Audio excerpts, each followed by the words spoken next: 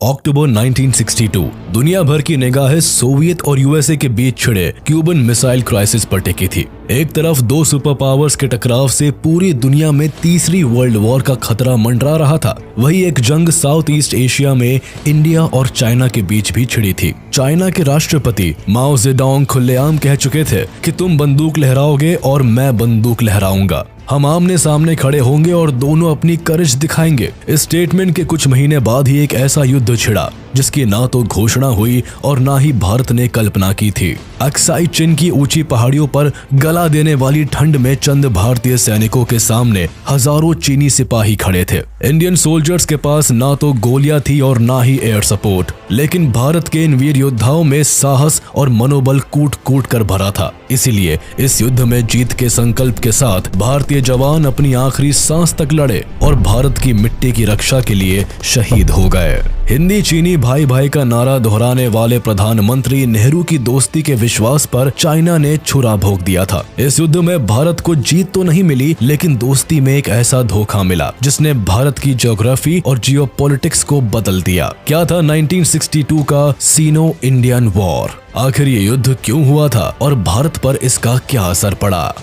भाइयों बहनों, साथियों और हम वतनों, हमारे सीमा पर जबरदस्त हमले चीनी फौजों ने किए।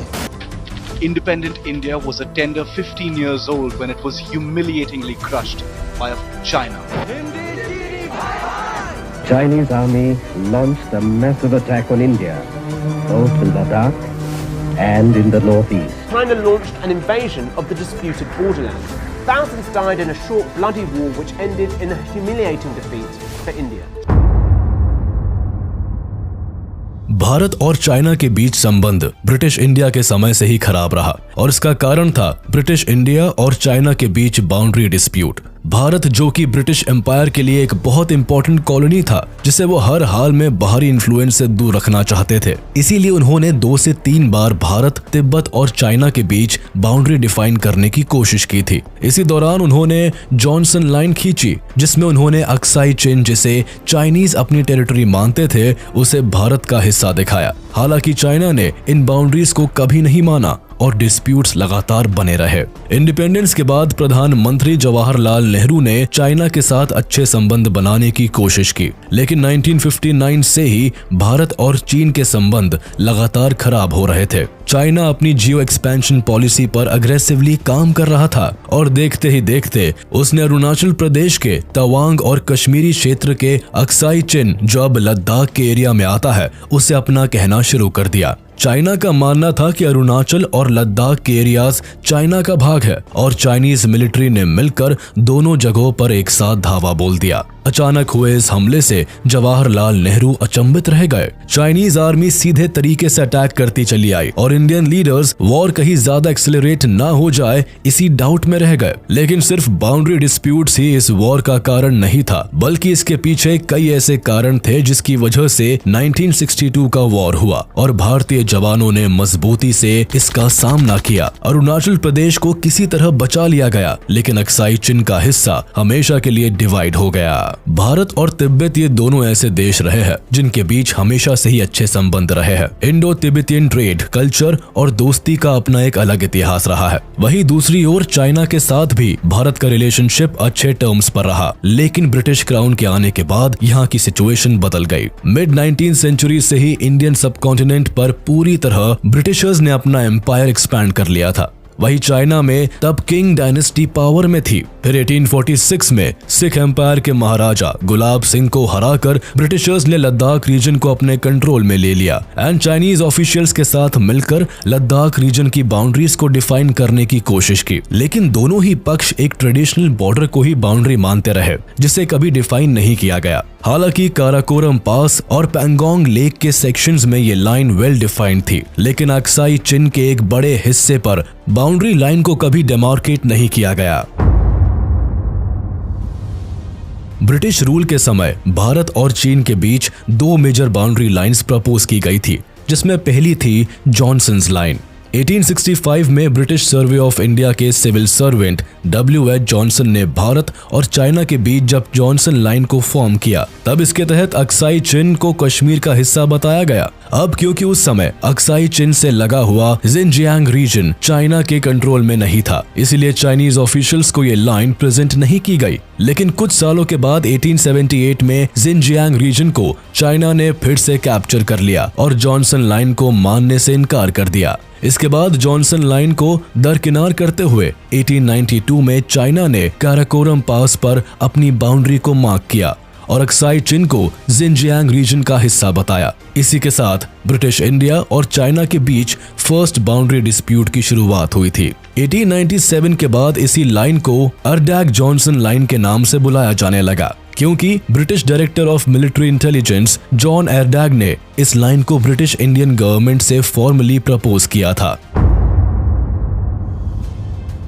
कुछ साल बाद 1899 में ब्रिटिशर्स ने एक बार फिर बॉर्डर लाइन को मॉडिफाई किया और एक नए बॉर्डर को प्रपोज करते हुए मैकार्टनी मैकडॉनल्ड लाइन को इंट्रोड्यूस किया। इसके तहत अक्साई चिन का एक बड़ा हिस्सा भारत के पास आया, जबकि कुछ हिस्सा जिनजियांग रीजन से जोड़ दिया गया। इस मॉडिफाइड लाइन पर चाइना का कोई रिस्पॉन्स न आने पर मैकार्टनी मैकडॉनल्ड लाइन को ही फाइनल बाउंड्री लाइन मान लिया गया। जाहिर था कि 16 से 17,000 फीट की ऊंचाई पर बसे इस डेजर्टेड, आइसोलेटेड और इनहैबिटेबल इलाके में दोनों ही देश का इंटरेस्ट कम था। इसीलिए कई सालों तक दोनों देशों के बीच बॉर्डर को लेकर कोई भारी विवाद नहीं हुआ और चाइना और ब्रिटिश इंडिया दोनों ही अपने द्वारा मैप पर खींची गई लाइन को ही इंटरनेशनल बाउंड्री मानते रहे। लेकिन ब्रिटिश इंडिया की यही गलती आगे चलकर इंडिया चाइना कॉन्फ्लिक्ट का बड़ा कारण बना। साल 1911 में चाइना की पॉलिटिक्स में एक बड़ा हेरफेर हुआ।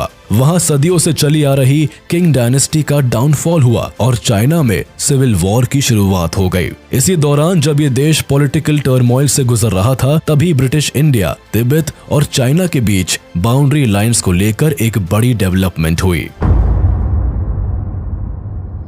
1914 में ब्रिटिशर्स ने वर्ल्ड वॉर 1 में कूदने से पहले तिब्बत, ब्रिटिश इंडिया और चाइना के बीच शिमला अकॉर्ड को प्रपोज किया। अब क्योंकि तब तक तिब्बत चाइना का पार्ट नहीं था, इसीलिए इस कन्वेंशन का मकसद हिमालयन रीजन में तीनों देशों के बीच बाउंड्री लाइन को डिफाइन करना और बॉर्डर डिस्प्यूट को सुलझाना था। यह समझौता खास तौर पर भारत के नॉर्थ ईस्टर्न सेक्टर में तिब्बत और ब्रिटिश इंडिया के बीच मैकमोहन लाइन के क्रिएशन के लिए था, जिसे गवर्नमेंट ऑफ इंडिया के फॉरेन सेक्रेटरी हेनरी मैकमैन ने बनाया था। ये लाइन भूटान के ईस्टर्न बॉर्डर से मार्क होते हुए ब्रह्मपुत्रा के ग्रेट बेंड तक मार्क की गई थी, जिसके तहत तिब्बत का ट्रेडिशनल रीजन तवांग भी भारत की टेरिटरी में लाया करता था। हालांकि ये accord British India, Tibetan government और चाइनीज रिप्रेजेंटेटिव्स के बीच नेगोशिएट किया गया था, लेकिन चाइनीज रिप्रेजेंटेटिव ने इस ट्रीटी पर साइन नहीं किया। उनका कहना था कि तिब्बत चाइना का ही सबऑर्डिनेट है और तिब्बत गवर्नमेंट एक सोवरेन गवर्नमेंट नहीं थी, इसीलिए उन्हें ये अग्रीमेंट करने का कोई हक नहीं था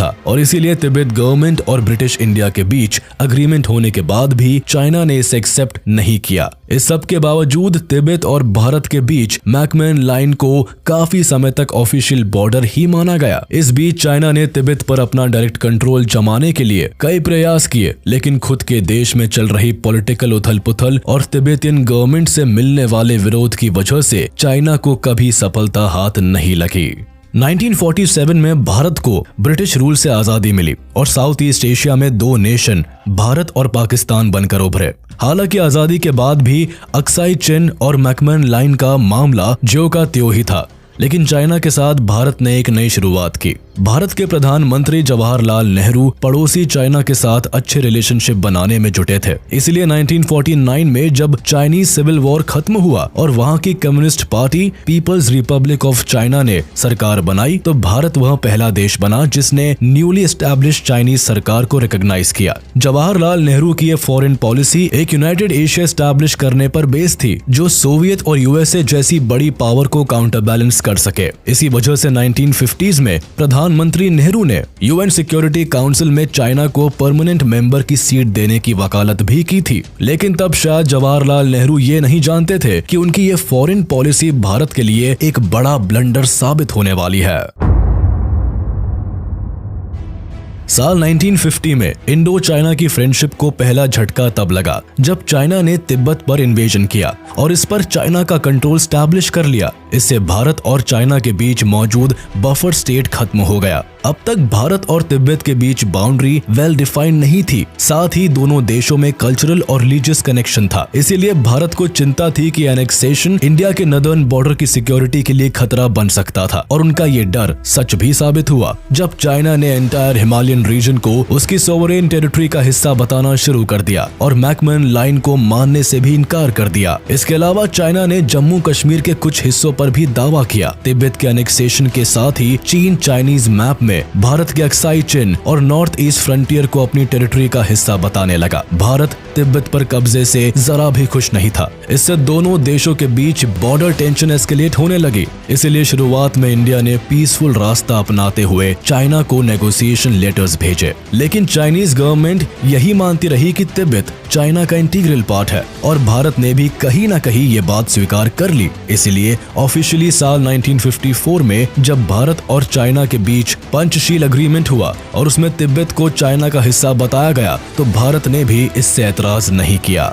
इंडियन पीएम जवाहरलाल नेहरू और चाइनीज पीएम जोहू एनलाई ने पंचशील एग्रीमेंट दोनों राष्ट्रों के बीच पीस, कोऑपरेशन और सिक्योरिटी को ध्यान में रखकर साइन किया था। यह एग्रीमेंट 5 प्रिंसिपल्स पर बेस्ड था, जिसके तहत दोनों देशों ने एक दूसरे की टेरिटोरियल इंटीग्रिटी और सोवरेनिटी को एक्सेप्ट किया और साथ ही mutual non aggression, peaceful coexistence और एक दूसरे के इंटरनल अफेयर्स में दखल अंदाजी न करने पर भी सहमति जताई थी। इस एग्रीमेंट से पीएम जवाहरलाल नेहरू को उम्मीद थी कि आइडियोलॉजिकल और पॉलिटिकल डिफरेंस होने के बाद भी भारत और चाइना में शांति स्थापित हो जाएगी। उन्होंने इस एग्रीमेंट को बॉर्डर डिस्प्यूट से अलग रखा और उस पर खुलकर बात नहीं की। वह दोनों देशों के बॉर्डर डिस्प्यूट्स को डिप्लोमेसी और पीस से सुलझाने की कोशिश करते रहे और हिंदी चीनी भाई भाई का नारा भी दिया। प्रधानमंत्री जवाहरलाल नेहरू का चाइनीज गवर्नमेंट पर भरोसा इसलिए भी बढ़ गया क्योंकि चाइनीज प्रीमियर जोहू एनलाई ने 1956 में चाइना के टेरिटोरियल क्लेम पर यह कहा कि चाइना का इंडियन कंट्रोल टेरिटरी पर कोई क्लेम नहीं है। लेकिन इतिहास गवाह है कि ये चाइना की अगली चाल थी। धीरे धीरे ये अक्साई चेन वाले रास्ते को बनाते हुए लगातार कश्मीर की ओर बढ़ रहे थे और अंदर ही अंदर चाइना भारत को धोखा देने की तैयारी कर रहा था। साल 1956 में भारत से चोरी छिपे चाइना ने अपने जिनजियांग रीजन को तिब्बत से जोड़ने के लिए अक्साई चेन में 1200 किलोमीटर लंबी रोड का कंस्ट्रक्शन करवाना शुरू कर दिया। ये इलाका भारत की टेरिटरी का हिस्सा था, लेकिन अक्साई चेन रोड के कंस्ट्रक्शन की जानकारी भारत को तब लगी जब सितंबर 1957 में ये रोड बनकर तैयार हो गई। भारत के लिए ये बड़ा इंटेलिजेंस फेलियर था, जिसका परिणाम ये था कि भारत की बॉर्डर सिक्योरिटी पर एक बड़ा खतरा आ गया। एक तरफ प्रधानमंत्री जवाहरलाल नेहरू अपने डिप्लोमेटिक एफर्ट्स और पीस नेगोशिएशन से इस मामले को सुलझाने की कोशिश कर रहे थे, वहीं चाइना ने एक पिक्टोरियल मैप रिलीज किया जिसमें उन्होंने आज के अरुणाचल प्रदेश, जो कि उस वक्त नॉर्थ ईस्ट फ्रंटियर एजेंसी के नाम से जाना जाता था, उसे चाइनीज टेरिटरी का हिस्सा दिखाया। खफा होकर प्रधानमंत्री जवाहरलाल नेहरू ने चाइना की इस हरकत का कड़ा विरोध जाहिर किया और क्रिटिसिज्म करते हुए ऑफिशियली ये साफ कर दिया कि अक्साई चेन और नेफा इंडियन टेरिटरी का हिस्सा है। लेकिन इस बार चाइना चुप नहीं बैठा और ना ही उसने कोई डिप्लोमेटिक बयान दिए, बल्कि इस बार वो वॉर के लिए पूरी तरह तैयार थे। इंडिया की क्रिटिसिज्म को चाइना ने एक धमकी के तौर पर देखा, इसीलिए चाइनीज पीएम जोहू एनलाई ने जनवरी 1959 में पहली बार लद्दाख और नेफा में 40,000 स्क्वायर माइल्स तक के इलाके को चाइनीज टेरिटरी का हिस्सा बताया। इससे दोनों देशों के बीच बिगड़ते हालात और भी खराब हो गए। लेकिन साल 1959 में कुछ ऐसा हुआ जिससे दोनों देशों के बीच दोस्ती की आखिरी उम्मीद भी खत्म हो गई। 1959 में चाइनीज अथॉरिटीज के जुल्म और वायलेंस के खिलाफ तिब्बती लोगों ने विरोध छेड़ दिया। जनता में यह अफवाह फैली कि चाइनीज तिब्बती धर्मगुरु दलाई लामा को अरेस्ट करने वाले हैं। अपने गुरु के सुरक्षा के डर से तिब्बत की राजधानी ल्हासा में भयानक प्रोटेस्ट छिड़ गया, जिसे दबाने के लिए चाइनीज गवर्नमेंट ने वायलेंस का सहारा लिया। कई लोगों को मौत के घाट उतार दिया गया। कई लोग घायल हुए। इसी बीच दलाई लामा तिब्बत की राजधानी लहासा से भागकर मार्च 1959 में भारत का दरवाजा खटखटाते हैं और भारत सरकार ने भी दलाई लामा और तिब्बत रेफ्यूजी को पनाह दी। लेकिन भारत का दलाई लामा को शरण देना चाइना को जरा भी रास नहीं आया। इससे बौखलाकर अगस्त के महीने में चाइनीज सैनिकों ने ईस्टर्न लद्दाख में एक भारतीय चौकी पर गोलीबारी की, जिसमें एक भारतीय सैनिक की मौत हो गई। साथ ही उन्होंने नॉर्थ ईस्टर्न लद्दाख के लोंगजू में इंडियन आउटपोस्ट को भी कब्जे में कर लिया। दूसरी तरफ भारत की मुश्किलें बढ़ाने के लिए चाइना ने लद्दाख, सिक्किम और भूटान में लिबरेशन के प्रोपेगेंडा कैंपेन चलाने शुरू कर दिए। हालात तब ज्यादा डिफिकल्ट हो गए जब अक्साई चिन पर पेट्रोल कर रहे इंडियन सोल्जर्स पर चाइनीज ट्रूप्स ने ओपन फायर कर दिया। इस हमले में 9 सैनिकों की मौत हो गई और 10 घायल हो गए। एक तरफ जहां इंडियन बॉर्डर्स पर चाइना और इंडिया के बीच हालात तनावपूर्ण हो रहे थे, वहीं प्रधानमंत्री जवाहरलाल नेहरू भारत और चाइना के बीच पनपे इस बॉर्डर डिस्प्यूट को अभी भी डिप्लोमेसी और पीसफुल नेगोशिएशन से सुलझाना चाहते थे। अब चाइना केवल मैकमोहन लाइन को ही मानने से इनकार नहीं कर रहा था, बल्कि उसका क्लेम था कि सिक्किम और भूटान में 50,000 स्क्वायर माइल्स में फैली टेरिटरी भी चाइना की है। इसी बीच 1960 में दोनों देशों के बीच नेगोशिएशन टॉक्स भी स्टार्ट हुई, लेकिन उसका कोई परिणाम नहीं निकल पाया। चाइनीज प्रीमियर ज़ोउ एनलाई का पीस प्रपोजल था कि भारत अक्साई चीन पर अपना दावा छोड़ दे और बदले में चाइना अरुणाचल प्रदेश पर अपना दावा छोड़ देगा। लेकिन प्रधानमंत्री नेहरू का मानना था कि चीन का इनमें से किसी भी क्षेत्र पर वैलिड क्लेम नहीं है और इसलिए वो इस डील के लिए तैयार नहीं हुए। नेहरू के इस रुख से चाइना को विश्वास हो गया कि इंडिया तिब्बत में चाइना के रूल को अपोज कर रहा है। उसने भारत को एशिया में एक बड़े मिलिट्री थ्रेट के रूप में देखा और पीछे हटने के बजाय अग्रेसिव बॉर्डर पेट्रोलिंग पॉलिसी को अपनाया और अक्साई चीन में 12,000 स्क्वायर माइल्स के इलाके को ऑक्यूपाई कर लिया। प्रधानमंत्री जवाहरलाल नेहरू चाइना को अक्साई चीन से विड्रॉ करने के लिए कहते रहे, लेकिन चाइना की अग्रेसिव पॉलिसी ने डिप्लोमेटिक टॉक्स पर पानी फेर दिया। दिसंबर 1961 में चाइना ने अग्रेसिवली इंडियन टेरिटरी के बॉर्डर में पेट्रोलिंग करना शुरू कर दिया। ऐसे में चाइना मिलिट्री फोर्सेस को रोकने के लिए भारत ने फॉरवर्ड पॉलिसी का सहारा लिया। इसके तहत इंडियन डिफेंस ने चाइनीज ट्रूप्स की सप्लाई को कट ऑफ करना शुरू कर दिया ताकि वह चाइनीज टेरिटरी में वापस लौट जाए। इसके साथ ही इंडियन ट्रूप्स ने खुद डिस्प्यूटेड एरियाज में पेट्रोल करना शुरू कर दिया। कई इलाकों में पेट्रोलिंग करते हुए भारतीय सैनिक इंडियन टेरिटरी से भी आगे निकल गए, जिससे दोनों देशों के बीच संबंध बद से बदतर हो गए। 1962 के समर और ऑटम सीजन में भारत और चाइना के बीच मिलिट्री कॉन्फ्लिक्ट्स बढ़ते ही चले गए, जिससे दोनों पक्षों के कई जवान शहीद हो गए। चाइना ने भारत को अल्टीमेटम देते हुए क्लेम टेरिटरी से पीछे हटने को भी कहा, लेकिन प्रधानमंत्री जवाहरलाल नेहरू और इंडियन आर्मी के मेजर जनरल JS ढिल्लों को अंदाजा नहीं था कि चाइना भारत पर हमला करेगा। उनका मानना था कि चाइना छोटी मोटी झड़पों में ही उलझेगा, क्योंकि वह पूरी तरह से जंग छेड़ने की स्थिति में नहीं है।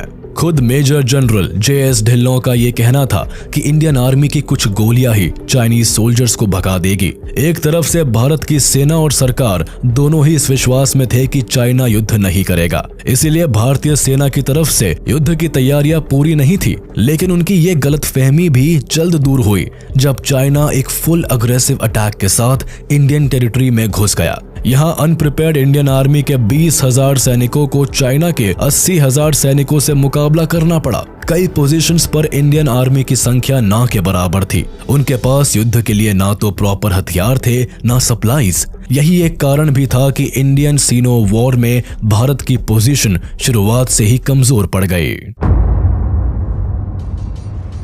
20 अक्टूबर 1962 में जब इंडिया और चाइना में सीनो इंडियन वॉर की शुरुआत हुई, तो बिना किसी चेतावनी के सबसे पहले चाइना ने भारत पर लार्ज स्केल जंग छेड़ दी। चाइना के पीपल लिबरेशन आर्मी ने भारत पर 2 फ्रंटियर से कोऑर्डिनेटेड अटैक किया। इनका मकसद भारत के वेस्टर्न सेक्टर में चिपचैप वैली और ईस्टर्न सेक्टर में नमकाचू रिवर के पार के इलाकों पर कब्जा करना था। नमकाचू रिवर की स्ट्रेटेजिक पोजीशन इंडिया और चाइना के बीच की डिस्प्यूटेड बाउंड्री को फॉर्म करती है। इसीलिए पहला फ्रंटियर अटैक अक्साई चिन के चिपचैप वैली में हुआ, जबकि दूसरा फ्रंटियर अटैक अरुणाचल प्रदेश के तवांग डिस्ट्रिक्ट में नामकाचू रिवर के सदर्न बैंक से हुआ, जो कि मैकमन लाइन के पास था। इसके अलावा अटैक के कुछ इंसिडेंट सिक्किम के नाथुला पास में भी हुए। ईस्टर्न सेक्टर पर इंडियन फोर्सेस की संख्या बहुत कम थी, लेकिन इस रीजन में चाइनीज फोर्सेस की 3 रेजिमेंट्स पोजीशन थी। वहीं दूसरी तरफ रात के अंधेरे में चाइनीज फोर्सेस नदी पार करके इंडियन टेरिटरी में घुस आए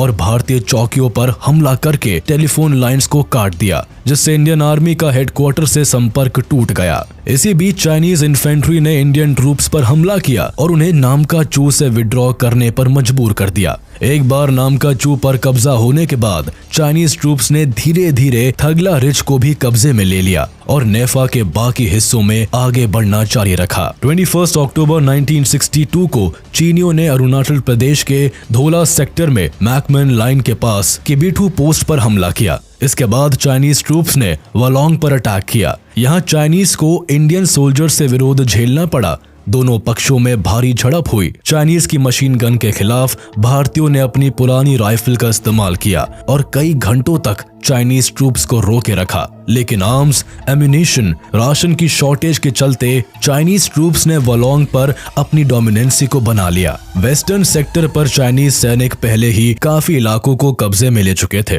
इसलिए 20 अक्टूबर को उन्होंने आसानी से चिपचैप वैली, गलवान वैली और पैंगोंग लेक पर अपना कब्जा जमा लिया था। हालांकि इन इलाकों में तैनात भारतीय सैनिकों से चाइना को भारी विरोध मिला था, लेकिन हजारों की संख्या में होने की वजह से वो भारतीय सैनिक को मार गिरा देते थे और कई को प्रिजनर ऑफ वॉर बना लेते थे। चाइनीज सोल्जर्स ने दोनों ही फ्रंट पर इंडियन सोल्जर्स के लिए टेरिटरी को सेव करना मुश्किल कर दिया था। कम संख्या के चलते भी इंडियन सैनिकों के लिए चाइनीज को खदेड़ना मुश्किल हो गया।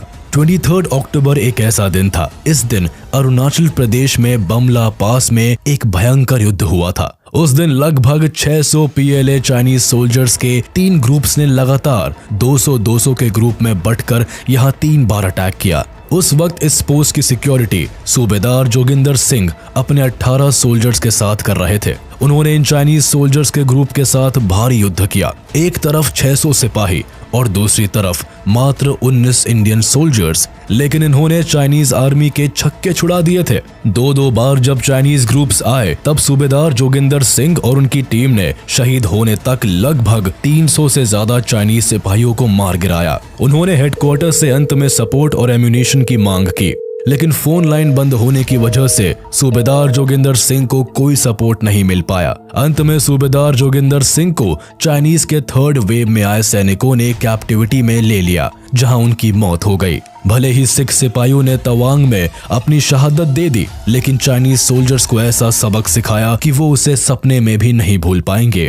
24 अक्टूबर को PLA सोल्जर्स इंडियन टेरिटरी में लगभग 16 किलोमीटर अंदर तक घुस चुके थे। अब उनके पास इंडिया के ऊपर डिप्लोमेटिकली एक स्ट्रॉन्ग पोजीशन थी, इसलिए चाइना के PM ज़ोउ एनलाई जंग को कुछ दिनों के लिए रोककर PM जवाहरलाल नेहरू से नेगोशिएशन करना चाहते थे। उन्होंने नेहरू जी को लेटर लिखकर अपनी कई डिमांड्स रखी, जिसके तहत वो चाहते थे कि दोनों देशों के बीच बाउंड्री का रीसेटलमेंट हो। इसके अलावा दोनों साइड्स आज की लाइन ऑफ एक्चुअल कंट्रोल से 20 किलोमीटर तक विड्रॉ कर ले। साथ ही वह नीफा यानी आज के अरुणाचल प्रदेश से विड्रॉ करने के लिए तैयार थे, लेकिन वह चाहते थे कि अक्साई चिन में कैप्चर्ड एरिया चाइना के पास ही रहने दिया जाए।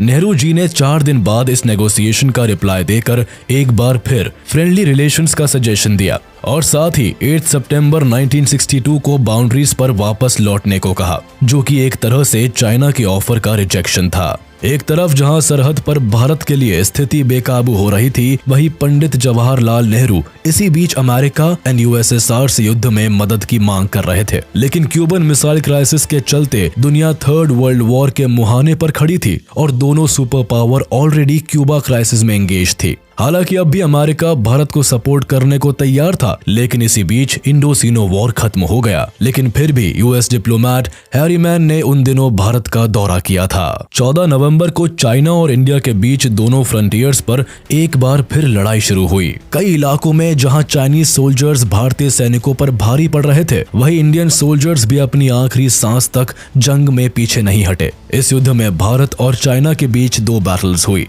पहली बैटल ईस्टर्न सेक्टर के वोलोंग में और दूसरी वेस्टर्न सेक्टर में लद्दाख में रेजांगला पर। हालांकि 21 अक्टूबर को ही चाइनीज ट्रूप्स वलोंग में घुस आए थे और यहाँ उन्हें इंडियन सोल्जर से भारी विरोध भी मिला, लेकिन 14 नवंबर को युद्ध ने एक भीषण मोड़ लिया जब 6 क्यूमाओन रेजिमेंट के जवानों ने चीनियों पर पलटवार किया। हालांकि उनके पास कोई आर्टिलरी सपोर्ट नहीं था, पर फिर भी वो आगे बढ़े। कैप्टन BN सिंह और मेजर BN शर्मा की कमांड में 2 कंपनी के अटैक ने फर्स्ट फेज को अंजाम दिया, जबकि C और D कंपनी को पिंपल और ट्राई जंक्शन को डिफेंड करने को कहा गया। इस बीच चाइनीज और इंडियन ट्रूप्स के बीच हैवी फायरिंग हुई और भारतीय सैनिकों को इस लड़ाई में भारी नुकसान हुआ। लिमिटेड फायर सपोर्ट होने की वजह से वो ज्यादा देर तक नहीं संभाल पाए, लेकिन डोगरा सैनिकों को ट्राई जंक्शन को सिक्योर करने के लिए कहा गया। लेकिन इसके पहले वो ऐसा कुछ कर पाते उससे पहले चाइनीज सैनिकों ने ट्राई जंक्शन पर हमला कर दिया। अपनी ह्यूज पावर और स्ट्रेंथ के साथ चाइनीज सोल्जर्स ने ट्राई जंक्शन को घेर लिया।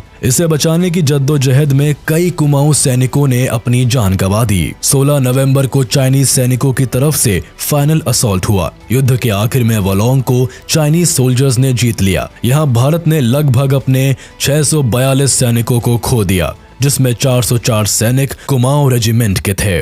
Battle of Rezang La Chushul valley के साउथ ईस्टर्न रिज पर भारतीय और चीनी सैनिकों के बीच लड़ी गई। ये एक ऐसी लड़ाई थी जिसे आज भी 1962 के युद्ध में महान भारतीय शक्ति के रूप में याद किया जाता है। ये लड़ाई 18,000 फीट की ऊंचाई पर बर्फीली पहाड़ियों के बीच लड़ी गई, जहां हजारों चीनी सैनिकों का सामना केवल 120 भारतीय सैनिकों ने किया, जिनके पास ना कम्युनिकेशन लाइंस थी, ना एयर सपोर्ट था, ना फुल्ली आर्म्ड वेपन्स और ना ही जीरो टेम्परेचर में खुद को बचाने के लिए विंटर क्लोथिंग। ऐसा कोई तरीका नहीं था जिससे भारतीय सैनिक 6,000 चीनी सैनिकों को हराकर ये जंग जीत सकते थे, लेकिन वह फिर भी आखिरी सांस और आखिरी बुलेट तक इस लड़ाई को लड़ते रहे। दरअसल हजारों फीट की ऊंचाई पर बसे रेजांगला पर 18 नवंबर को 6,000 चाइनीज सैनिक घुस आए, जहां मेजर शैतान सिंह के साथ 13 कुमाऊं रेजिमेंट के 120 सोल्जर्स चुशुल एयरफील्ड को प्रोटेक्ट कर रहे थे। चाइनीज सैनिक फुल्ली आर्म्ड थे और उन्होंने चालाकी करते हुए रात के अंधेरे में 3 बजे भारतीय सैनिकों पर गोलीबारी शुरू कर दी, लेकिन भारतीय सैनिकों ने हार नहीं मानी। पहले असॉल्ट में वो 200 सैनिकों को हराने में कामयाब रहे। इसके बाद चीनी सैनिक एक के बाद एक हमले करते गए। इस एक्सट्रीम रिमोट लोकेशन में भारतीय सैनिकों के पास एक पॉइंट के बाद एम्यूनेशन और सप्लाई खत्म हो गई, लेकिन उन्होंने हार नहीं मानी और उनके पास जो भी साधन थे वह उनसे जवाबी कार्रवाई करते रहे। मेजर शैतान सिंह अपने सोल्जर्स के साथ जंग के मैदान में डटे रहे। इनका जवाबी हमला इतना घातक रहा कि हजारों चाइनीज सैनिक मारे गए और आखिर तक लड़ते हुए भारत के ये वीर योद्धा भी शहीद हो गए। इनमें से 6 सोल्जर्स को चाइना ने युद्ध बंदी भी बनाया, लेकिन वह भागने में सफल रहे। बाद में मेजर शैतान सिंह को इस अदम्य साहस के लिए परमवीर चक्र से भी सम्मानित किया गया। 19 नवंबर तक जंग इस मोड़ पर आ खड़ी हुई कि पूरी शिद्दत और बहादुरी से लड़ने के बाद भी इंडियन सोल्जर्स इंडियन सॉइल पर PLA को लिमिट नहीं कर पाए। चाइना अपनी क्लेम की हुई लाइंस को कंट्रोल में लेने में सफल हो गया। इसलिए इंडियन टेरिटरी में आगे बढ़ने के बजाय चाइना ने 21 नवंबर को यूनिलेटरल सीज फायर अनाउंस कर दिया और इसी के साथ युद्ध पर विराम लग गया। सीनो इंडियन वॉर का नतीजा ये हुआ कि अक्साई चीन भारत के हाथ से निकल गया। अक्साई चीन के लगभग 38,000 स्क्वायर किलोमीटर के इलाके पर चाइना का कब्जा हो गया। आगे इंडिया ने अपनी फॉरवर्ड पॉलिसी को बंद कर दिया और सीज फायर लाइन को ही लाइन ऑफ एक्चुअल कंट्रोल माना गया। युद्ध तो खत्म हो गया, लेकिन भारत ने केवल जंग और अपने इंटीग्रल पार्ट को ही नहीं खोया, बल्कि कई बहादुर सैनिकों को खोया जो अपने आखिरी दम तक युद्ध करने के लिए तैयार थे। इसीलिए संख्या में कम होने के बाद भी वह हजारों चाइनीज सैनिकों को मार गिराने से पीछे नहीं हटे। युद्ध के बाद भारत ने तिब्बतियन रेफ्यूजीज और रेवोल्यूशनरीज के लिए अपना समर्थन बढ़ा दिया और उनमें से कुछ को भारत में ही सेटल कर लिया गया। इस युद्ध ने साउथ एशिया में चाइना को एक बड़े उभरते देश की तरह भी स्थापित किया, जो आने वाले समय में अपनी डोमिनेंस बना सकता था। इस हार का इम्पैक्ट इंडियन पॉलिटिक्स पर भी पड़ा, जहां जवाहरलाल नेहरू की डिप्लोमेटिक फॉरेन पॉलिसीज को क्रिटिसाइज किया गया क्योंकि वह चाइना की अग्रेसिव वॉर पॉलिसीज को समझने में नाकाम रहे। चाइना से हेल्दी और स्ट्रॉन्ग रिलेशंस मेंटेन करने की आड़ में वो देश की सुरक्षा नहीं कर पाए। इसके अलावा इस युद्ध की तैयारियों में मिलिट्री की अनप्रिपेयर्डनेस के लिए डिफेंस मिनिस्टर कृष्ण मेनन को भी जिम्मेदार ठहराया गया। इसीलिए उन्हें अपने पद से रिजाइन करना पड़ा। इसी के साथ प्रधानमंत्री जवाहरलाल नेहरू का चाइना के साथ मिलकर कोल्ड वॉर ब्लॉक के सुपर पावर्स के खिलाफ स्ट्रॉन्ग एशियन एक्सिस बनाने का ख्वाब भी अधूरा रह गया। लेकिन एक चीज जो बेहतर हुई वो ये थी, इस जंग ने भारत की डिप्लोमेसी से मामले को सुलझाने के अप्रोच को बदला। अपनी नेशनल सिक्योरिटी को ऊपर रखते हुए भारत ने अपनी सेना की कमजोरियों को पहचाना और वेस्टर्न नेशन पर डिपेंड रहने के बजाय अपनी मिलिट्री को मॉडर्नाइज करने की तरफ ध्यान दिया। इसी का नतीजा ये रहा कि एयरफोर्स और मिलिट्री में कई बदलाव किए गए। भविष्य में भारत एक शानदार मिलिट्री, नेवी और एयरफोर्स पावर बनकर उभरा और आने वाले सालों में भारत ने न्यूक्लियर वेपन बनाने की फील्ड में भी तेजी से कदम आगे बढ़ाया और उसमें सफल भी हुआ।